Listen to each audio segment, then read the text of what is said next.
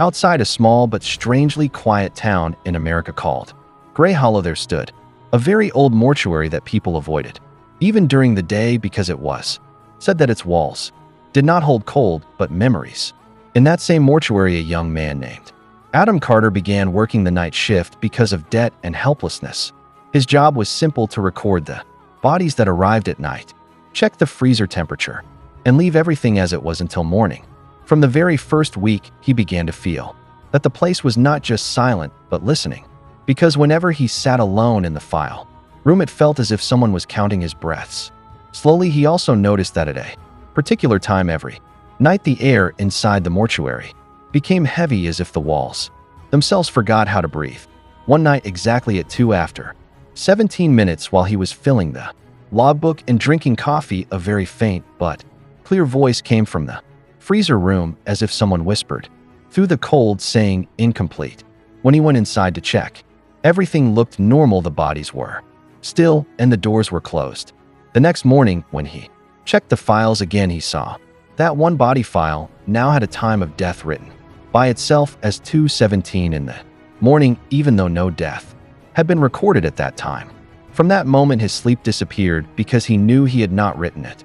When he asked his senior Martha about it, her face turned pale, and without looking into his eyes, she told him that there was an unwritten rule in this mortuary that between 2 and 3 at night, no file should ever be reopened, because during that time the records do not belong to the living. After that, every night, Adam began hearing whispers from different freezer units, sometimes saying cold, sometimes saying unfinished, and sometimes taking his name as if they had known him for years.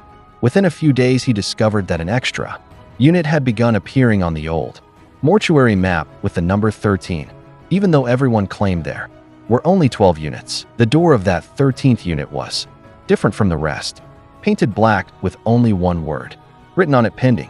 When Adam went to the Old Town Library to research, he found that 20 years ago a fire had broken out in the same mortuary, killing 7 night shift workers.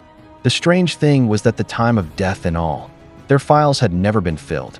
As this truth settled deeper into his mind, the mortuary began to feel more personal to him, as if it was recognizing him. One night, when the wall clock showed 2:16, all the lights suddenly shut off at once, and the freezer units began opening one by one. The bodies did not come out. Instead, their voices echoed through the room, and together they spoke. Only one more minute. Then the door of Unit 13 opened by itself. Inside, on a table, lay a file with his own name, Adam Carter, written on it. When he opened it with trembling hands, it already contained his age, his job, and the time of death written as 2:17 in the morning. At that exact moment, Martha's voice came from behind, telling him that this place does not kill anyone, it keeps them.